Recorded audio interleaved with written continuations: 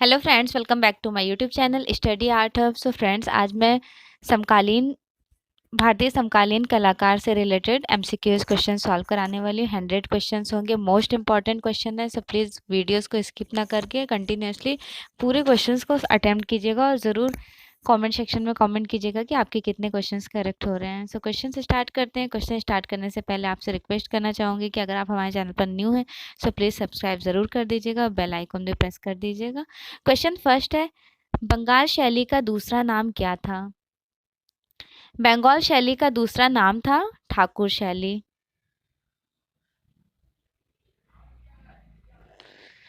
शास्त्रीय एवं भारतीय परंपरागत कला से प्रेरणा एवं नवीनता का समावेश की मूल भावना थी बंगाल शैली में।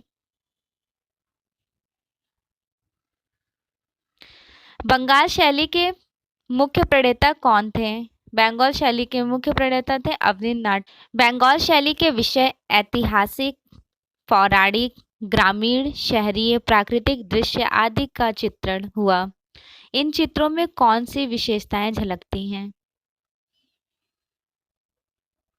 देखिए, basically Bengal school wash technique के लिए फेमस रहा है, तो राइट आंसर हो जाएगा ए, धूमिल वर्ण एवं वर्णपूर्ण रेखाएं।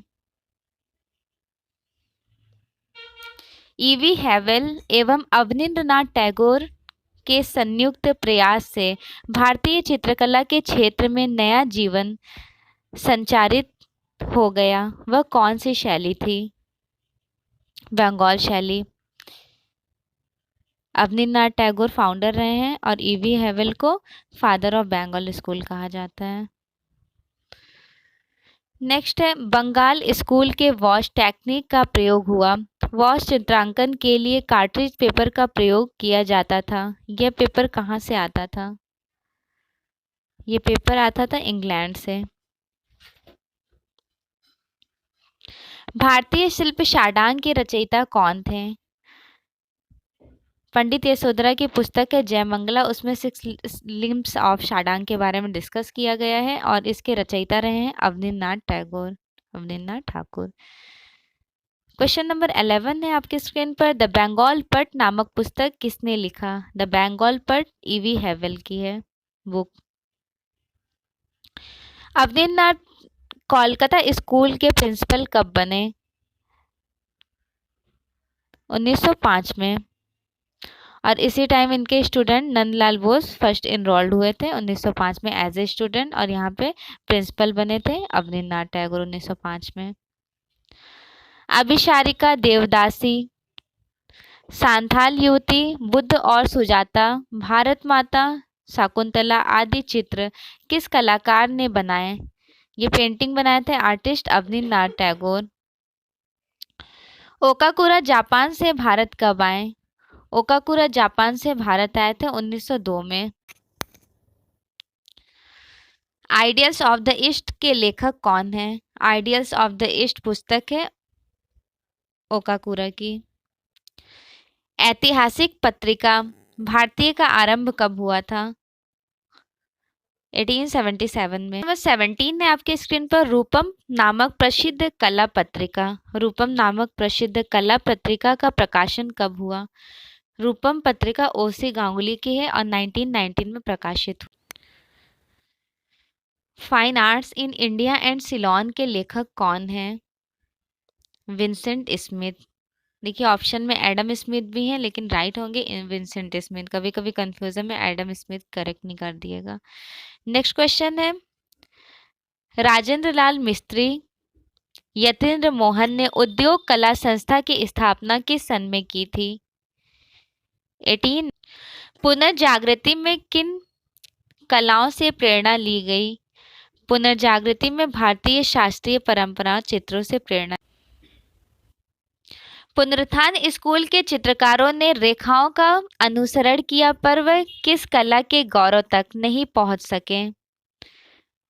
अजंता की रेखाओं तक। और अजंता में पूरे 20 प्रकार की रेखाओं का, काल्पनिक रेखाओं का यूज किया गया है।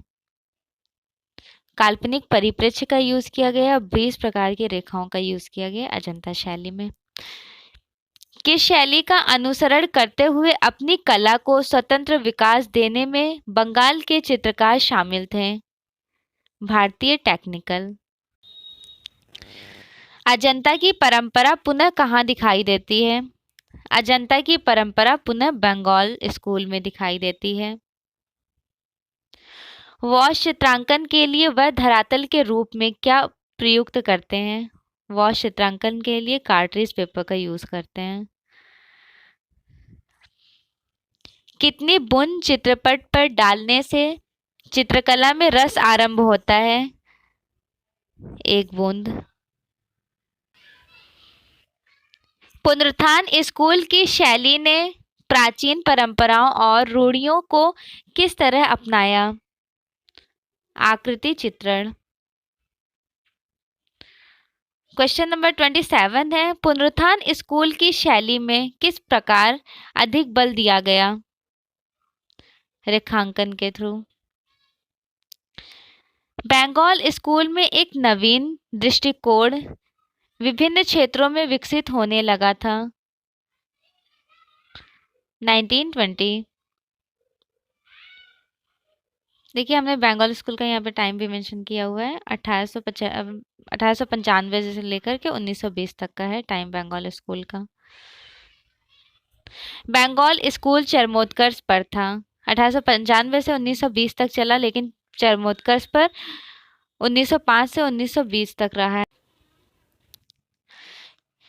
किसको भारतीय चित्रकला की नवीन जागृति का पिता कहा जाता है?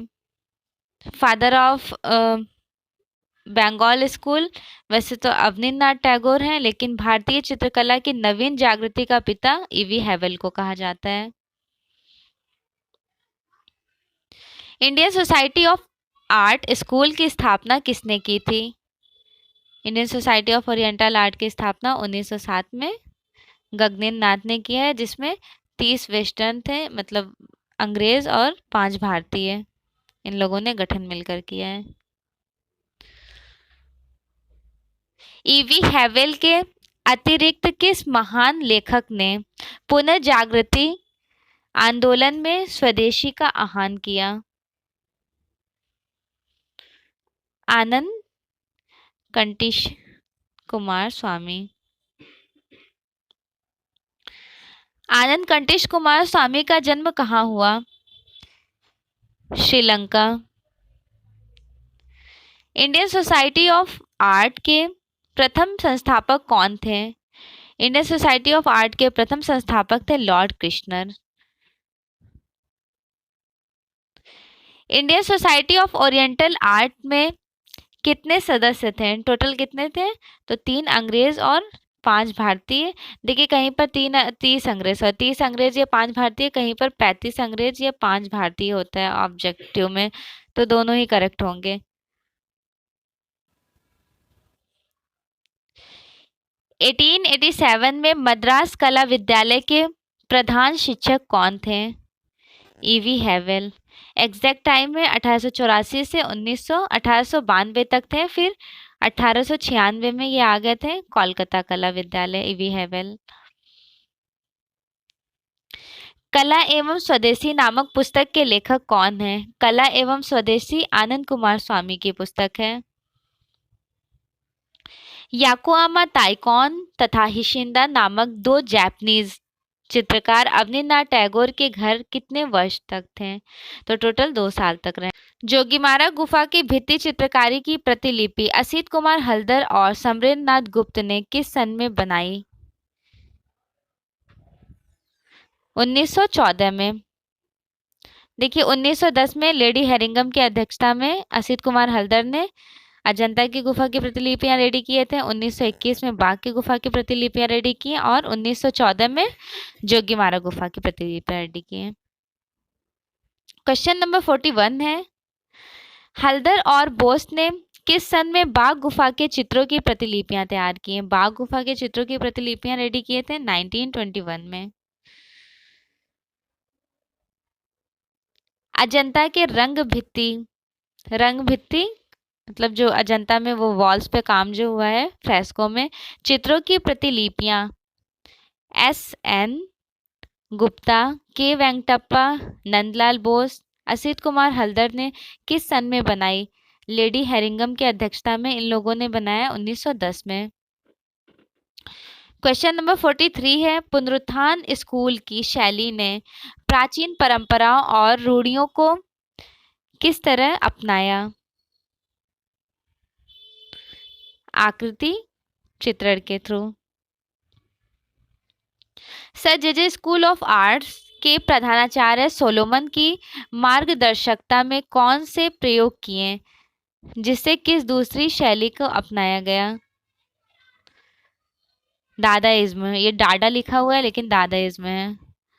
दादाइज्म आर्ट मूवमेंट चला था ज्यूरिच में। बेसिकली एंटी आर्ट, यहाँ पर फर्स्ट इंस्टॉलेशन एंटी आर्ट से रिलेटेड बना है। और वर्ल्ड वार का रिवोल्यूशन था आर्टिस्ट के, मतलब वो जो एरिया वहाँ पर वर्ल्ड वार था तो आर्टिस्ट काफ़ी डिस्टर्ब होने के वजह से वो थोड़े डिफरेंट पेंटिंग्स बनाते थे। शिल्प गुरु या कला गुरु के नाम से संबोधित किया जाता है। देखिए, शिल्प गुरु और कला गुरु पूछा जा रहा है। शिल्प गुरु और कला गुरु कहा जाता है अवनींद्रनाथ टैगोर को, और शिल्प गुरु, शिल्प कथा, शिल्प चर्चा इस तरह की पुस्तक है नंदलाल बोस की। भारतीय चित्रकला की आधुनिक भारतीय शैली का जनक कहा जाता है अवनींद्रनाथ ठाकुर को। 1871 में जोड़ासांको में किस कलाकार का जन्म हुआ? 1871 में अवनींद्रनाथ टैगोर का जन्म हुआ था।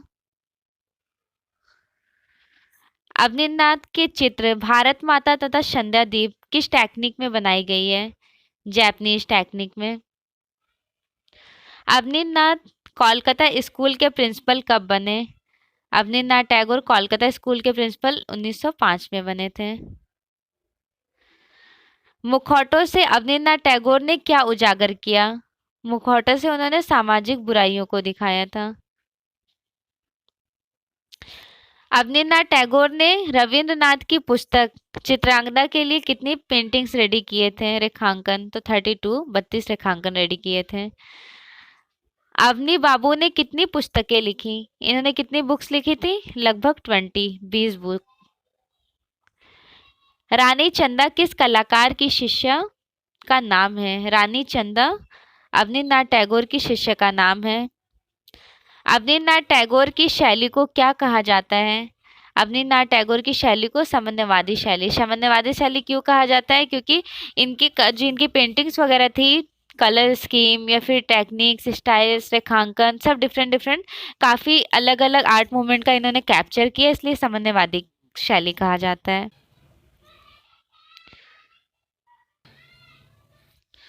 मर्दासन्न शाहजहां की ताज की ओर लगी आंखें टकटक अपनी मुख वेदना में क्या छिपाए गए हैं? बंधी दृष्टि। द पासिंग ऑफ शाहजहां का विषय अत्यंत ही करुणिक होते हुए भी उसमें एक अद्भुत शक्ति कैसे दिखाई देती है?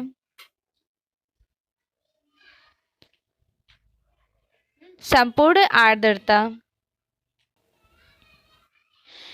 द पासिंग ऑफ शाहजहां कलाकार की किस एकाग्रता के कारण वह इतना महान बन सका? तन्मयता के कारण।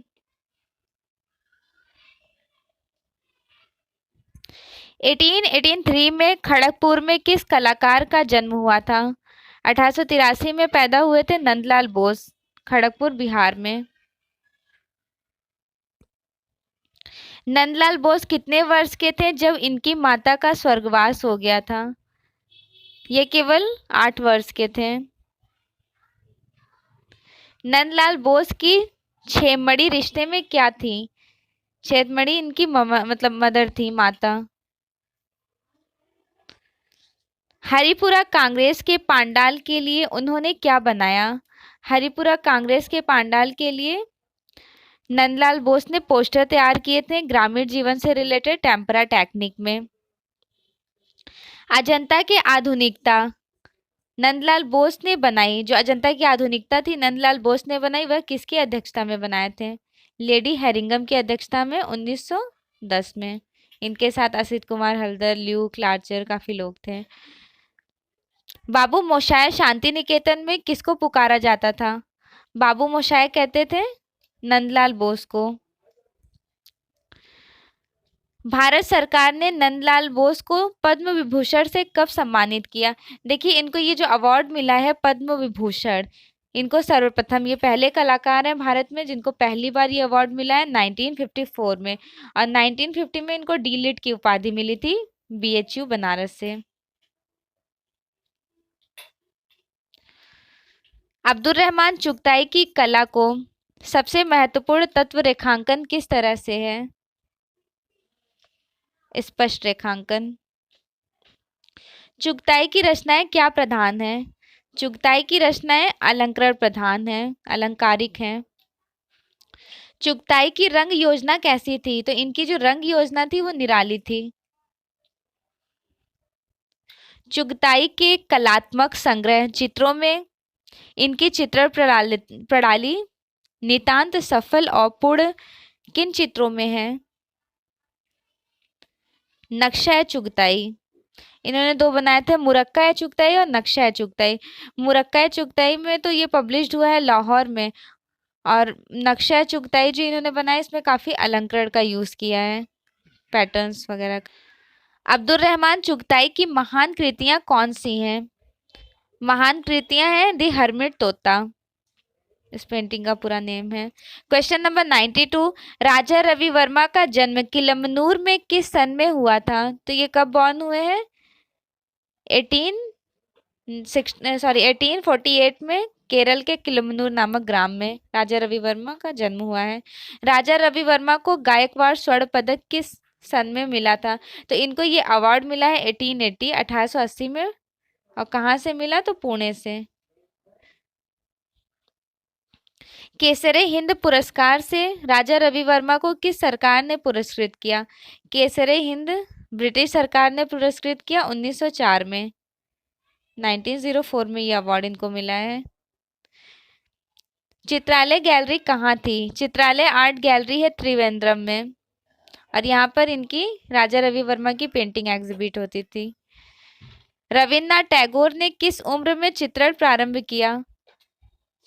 इन्होंने पेंटिंग स्टार्ट की थी 65 की एज में। रविन्द्रनाथ टैगोर के पिता का क्या नाम था? इनके फादर का नेम था देवेंद्रनाथ टैगोर। रविन्द्रनाथ टैगोर ने कितने चित्र बनाए? इन्होंने लगभग 25 पेंटिंग्स बनाई हैं, 68 के एज से स्टार्ट किए थे पेंटिंग बनाना। नोल्डे तथा पॉल क्ली की कृतियों से किसकी कला मेल खाती है? एमिल नोल्डे और पॉल क्ली, ये दोनों हैं एक्सप्रेशनिज्म आर्टिस्ट, यूरोप में चला था, जर्मन में अभिव्यंजनावाद, उस ग्रुप के कलाकार हैं। इनकी कला रविन्द्रनाथ टैगोर से मेल खाती है। शांति निकेतन की स्थापना 1919 में हुई, यह संस्था किसने की? तो इसकी स्थापना किए थे रविन्द्रनाथ टैगोर। देखिए 1901 में शांति निकेतन था पहली बार, उसको शांति निकेतन जो है, शांति निकेतन नाम पड़ा कला भवन के नाम से 1919 में। फिर 1921 में इस कला भवन को ही एक्सप्लोर करके इसका नाम रख दिया गया Vishwa Bharati university. Question number 101, Rabindranath के चित्रों की प्रदर्शनी, प्रथम प्रदर्शनी, इनकी फर्स्ट एग्जीबिशन पेरिस में कब हुई थी? फर्स्ट एग्जीबिशन हुई थी पेरिस में 1930 में। कवि, कहानीकार, चित्रकार आदि के विशिष्ट गुण किस कलाकार में पाए गए हैं? रविन्द्रनाथ टैगोर के कला में। रविन्द्रनाथ टैगोर की पुस्तक गीतांजलि को नोबेल पुरस्कार कब मिला था? गीतांजलि पर नोबेल पुरस्कार मिला था 1913 में, और इनको 1915 में मिली थी नाइटहुड की उपाधि। भारत में प्रथम है नाइटहुड उपाधि मिलने वाले रविन्द्रनाथ टैगोर, और यूरोप में मिला है पहली बार पीटर पॉल रिबन्स, बरूक आर्टिस्ट। चले नेक्स्ट क्वेश्चन है, बांकुरा में किस कलाकार का जन्म हुआ था? बांकुरा में यामिनी रॉय का जन्म हुआ था। यामिनी रॉय का जन्म कब हुआ? यामिनी रॉय का जन्म हुआ था 1887 में, 1887 में। क्वेश्चन नंबर 106 है, 1929 से 1936 में लाहौर में मायो कॉलेज ऑफ आर्ट है लाहौर में, यामिनी रॉय किस पद पर रहे थे? यहाँ पर यामिनी रॉय थे सहायक निर्देशक के रूप में। डेट टाइम याद रखिएगा, 1929 और 1936 तक रहे थे। फिर ये आ जाते हैं यहाँ पर दिल्ली में और दिल्ली शिल्पी ग्रुप के इन्वेंशन करते हैं। नेक्स्ट क्वेश्चन है, दिल्ली में यामिनी राय किस समूह से जुड़े थे, किससे सूत्रपात रहे? तो यहाँ पे दिल्ली आ गए थे, दिल्ली शिल्पी चक्र का इन्वेंशन किया जिसके फाउंडर हैं बीसी सान्याल।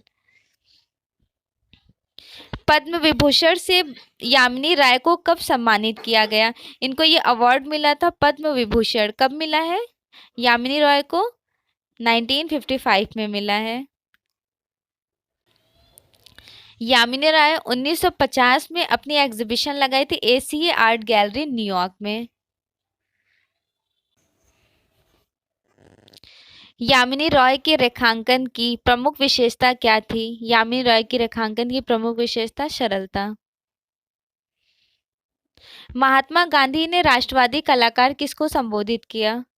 महात्मा गांधी ने राष्ट्रवादी कलाकार यामिनी रॉय को संबोधित किए थे। City school of fine arts Lahore में यामिनी रॉय निर्देशक पद पर चुने गए थे 1938 टू 47 तक। भारतीय कला का पैगंबर पाश्चात्य कला समीक्षकों ने किसे कहा? भारतीय कला का पैगंबर पाश्चात्य समीक्षकों ने यामिनी रॉय को कहा। यामिनी रॉय के चित्र रथ पर राजा और रानी, इनकी जो पेंटिंग है रथ पर राजा और रानी, इसका मीडियम बताना है किस माध्यम में था? तो ये टेम्परा टेक्निक, और basically Yamini Roy tempera technique के लिए फेमस ही रहे हैं, बंगाल की लोक कला से इन्फ्लुएंस थे। नेक्स्ट क्वेश्चन है 114 क्वेश्चन नंबर है, अमृता शेरगिल का जन्म कहाँ हुआ था? अमृता शेरगिल का जन्म हुआ था हंगरी में। उमराव सिंह शेरगिल किसके पिता थे? उमराव सिंह शेरगिल अमृता शेरगिल के पिता। Like, subscribe and press the bell icon for more new notifications.